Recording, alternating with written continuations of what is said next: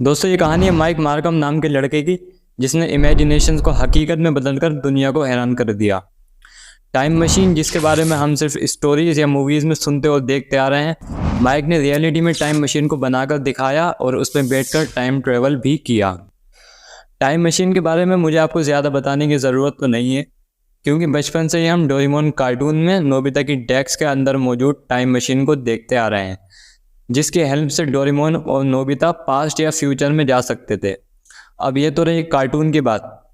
क्या हुआ जब माइक ने इस कहानी को असल कर दिखाया और टाइम मशीन का इन्वेंशन कर दिया। माइक मार्कम, जो कि अमेरिका की मिजोरी सिटी में रहते थे। ये बात है 1995 की, जब माइक की एज 21 साल थी। मैकेनिकल इंजीनियरिंग की पढ़ाई कंप्लीट करने के बाद अब माइक को एक अच्छी जॉब की ज़रूरत थी। माइक एक मिडिल क्लास फैमिली से बिलोंग करते थे।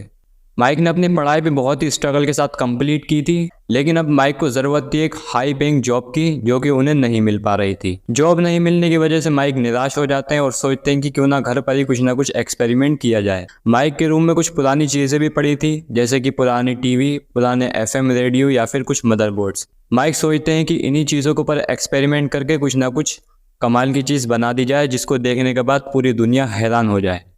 ऐसे ही माइक एक दिन अपने घर पर एक जैकब लेदर नाम की डिवाइस पर कुछ एक्सपेरिमेंट कर रहे थे। जैकब लेदर बाइबल की बुक ऑफ जेनेसिस के एक कैरेक्टर का नाम है, जो कि अपने सपने में एक सीढ़ी देखता है जो कि हेवन यानी स्वर्ग तक जा रही थी। अब इस डिवाइस का नाम जैकब लेदर इसलिए रखा गया क्योंकि माइक इस डिवाइस में हाई वोल्टेज और हाई पावर सप्लाई को यूज़ करके एक ट्रैवलिंग आर्क बनाते हैं। तो इस डिवाइस में दो वी शेप की कंडक्टिंग वायर्स होती हैं, जो कि नीचे की तरफ से एक ट्रांसफार्मर से जुड़ी होती हैं। जब ये ट्रांसफार्मर हाई पोटेंशियल डिफरेंस को क्रिएट करता है, तब इलेक्ट्रॉन एक दूसरे को रिपेल करने लगते हैं और एक वायर से दूसरे वायर में जंप लगाने लगते हैं, जिससे इन दोनों वायर के बीच एक आर्क बनने लगता है और ये आसपास की एयर को आयनाइज्ड कर देता है, जिसकी वजह से इस डिवाइस में काफ़ी ज़्यादा हीट प्रोड्यूस होने लगती है, जो आयनाइज्ड एयर को ऊपर की तरफ ले जाती है। और ये आर्क बिल्कुल ऐसा दिखाई देता है जैसे जैकब लेदर की स्वर्ग की सीढ़ी। अब इसी वजह से इसका नाम जैकब लेदर रखा गया है। अब माइक जैकब लेदर के ट्रांसफार्मर पर एक कॉम्पैक्ट डिस्क लेदर लगाते हैं। अब ये एक्सपेरिमेंट करते करते माइक को एक हीट मार्क दिखता है, जो कि गोल शेप का होता है। अब माइक इस गोल शेप के हीट मार्क में एक स्क्रू डालते हैं और वो स्क्रू वहाँ से गायब होकर कुछ ही दूरी पर मिलता है। अब स्क्रू को देखकर माइक ये तो समझ नहीं पाते हैं कि उसके साथ क्या हुआ, लेकिन बहुत ज़्यादा सोचने के बाद माइक को समझ आ जाता है कि स्क्रू ने टाइम ट्रेवल किया। तो अब माइक सोचते हैं कि क्यों ना इस होल के थ्रू एक स्क्रू को नहीं बल्कि पूरे इंसान को टाइम ट्रेवल कराया जाए। और माइक खुद भी चाहते थे कि वो फ्यूचर में जा पाएँ टाइम मशीन की मदद से, ताकि लॉटरी की टिकट का नंबर देखकर वो वापस आकर लॉटरी जीत पाएँ। एक्सपेरिमेंट करते वक्त माइक को पैसों की बहुत ज़्यादा दिक्कत रहती थी, क्योंकि कॉम्पैक्ट डिस्क लेदर बार बार जल जाती थी और माइक के पास सिर्फ छोटे ट्रांसफार्मर थे, जिसकी हेल्प से माइक सिर्फ एक स्क्रू को ही टाइम ट्रेवल करा सकते थे। खुद इंसान को टाइम ट्रेवल कराने के लिए माइक को बहुत ज़्यादा बड़े ट्रांसफार्मर की ज़रूरत थी, जो कि बहुत ज़्यादा एक्सपेंसिव थे। अब एक दिन माइक की नज़र पास की एक बिजली घर में जाती है, जिसमें 6 ट्रांसफार्मर रखे होते हैं। उस बिजली घर का नाम था Saint Joseph light and power generating station. अब माइक सोच लेते हैं कि वो अपने एक्सपेरिमेंट के लिए इन्हीं ट्रांसफार्मर को चुराएंगे और इसी से अपना काम करेंगे। अब माइक उन 6 ट्रांसफार्मर को चुरा लेते हैं। अब ट्रांसफार्मर चुराए तो चुराए, साथ में अंडरग्राउंड वायरिंग करके फ्री इलेक्ट्रिसिटी का भी जुगाड़ कर लेते हैं।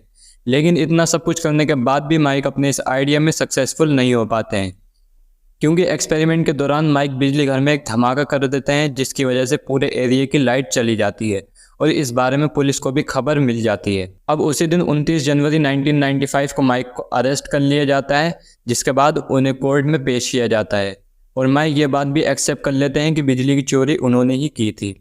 अब उसके बाद माइक को कुछ महीनों की जेल हो जाती है और ये बात न्यूज़ में आने के बाद माइक अपने एरिया में फेमस हो जाते हैं। अब जेल से निकलने के बाद क्योंकि माइक बहुत ज़्यादा फेमस हो चुके थे, तो आर्क बेल उन्हें अपने शो में इन्वाइट करते हैं।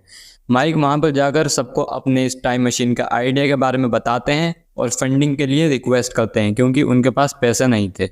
अब की बार माइक सारा काम लीगली तरीके से करना चाहते थे और वो शो के दौरान अपना फ़ोन नंबर भी देते हैं, ताकि लोग उन्हें सपोर्ट कर सकें और उनकी हेल्प हो सके टाइम मशीन बनाने में। जब माइक का ये इंटरव्यू पब्लिक के पास पहुंचता है, तो बहुत सारे फ़ोन कॉल्स उनको आते हैं। बहुत से लोग उनको फंडिंग में हेल्प करते हैं और बहुत से लोग उनको एक्सपेरिमेंट में यूज़ होने वाले इक्विपमेंट्स भी लाकर देते हैं।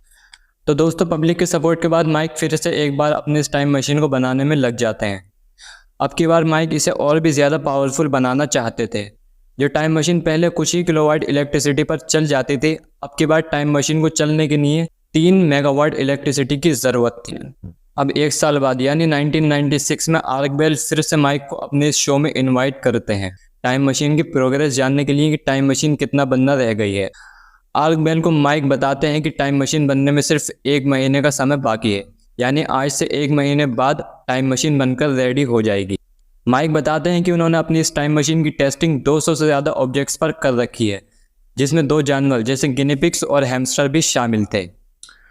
माइक बताते हैं कि जितनी भी बार उन्होंने अपनी ये टेस्टिंग ऑब्जेक्ट्स पर करी, वो हर बार सक्सेसफुल हुए। और माइक का ये भी कहना था कि वो उस टाइम मशीन की मदद से खुद भी टाइम ट्रेवल कर चुके हैं, जिसमें वो समय में 2 साल 2 महीने आगे चले गए थे और उसी टाइम मशीन की मदद से वो टाइम में फिर से वापस आ गए थे। अब फाइनली 1997 में वो दिन आ जाता है जब माइक ऑफिशियली अनाउंस करते हैं कि वो टाइम ट्रेवल करने जा रहे हैं। और माइक ये भी बताते हैं कि वो अपने साथ एक सेल फ़ोन भी लेकर जा रहे हैं। सेल फ़ोन इसलिए ताकि वो फ्यूचर में जाकर वापस से लोगों से कम्युनिकेट कर सकें। फिर सडनली न्यूज़ आती है कि माइक अपने घर से गायब हो गए हैं। लोगों ने बातें बनाना शुरू कर दी थी कि माइक ने टाइम ट्रेवल कर लिया है और वो टाइम ट्रेवल करके फ्यूचर में चले गए हैं। लेकिन माइक के साथ हकीकत में क्या हुआ ये तो किसी को नहीं पता था, लोग सिर्फ अंदाजे ही लगा रहे थे। लेकिन चौंका देने वाली बात तब होती है जब आर्क बेल के शो में एक फ़ोन कॉल आता है। दरअसल एक इंसान आर्क बेल को बताता है एक मिस्टीरियस डेड बॉडी के बारे में, जो कि उस टाइम से करीब 50 साल पहले मिली थी। और सबसे ज़्यादा चौंका देने वाली बात तब होती है जब पता चलता है कि वो डेड बॉडी हूबहू माइक की तरह दिखती थी। कॉल करने वाला इंसान आर्क बेल को बताता है कि वो डेड बॉडी कैलिफोर्निया के बीच पे एक मेटेलिक ट्यूब के अंदर पाई गई थी, जिसके पास एक डिवाइस भी पाया गया था। अब आज से 50 साल पहले तो ये पता नहीं लग पा रहा था कि वो क्या चीज़ है, लेकिन वो डिवाइस बिल्कुल एक सेलफोन की तरह दिख रहा था। जैसा कि हमें पता है कि माइक ने भी अपने इंटरव्यू में बताया था कि वो जब टाइम ट्रेवल करेंगे तो वो अपने साथ एक सेलफोन भी लेकर जाएंगे। तो दोस्तों, आज भी इस बात को ऑलमोस्ट 27 साल हो गए हैं, लेकिन माइक का कोई भी अता पता नहीं है। लेकिन दोस्तों, माइक तो अपने इंटरव्यू में टाइम मशीन से फ्यूचर में जाने की बात करते थे, लेकिन उनकी डेड बॉडी पास्ट में कैसे मिली? अब हो सकता है माइक से टाइम मशीन बनाते वक्त कोई ना कोई गलती हो गई हो, जिसकी वजह से वो फ्यूचर में जाने के बजाय पास्ट में चले गए।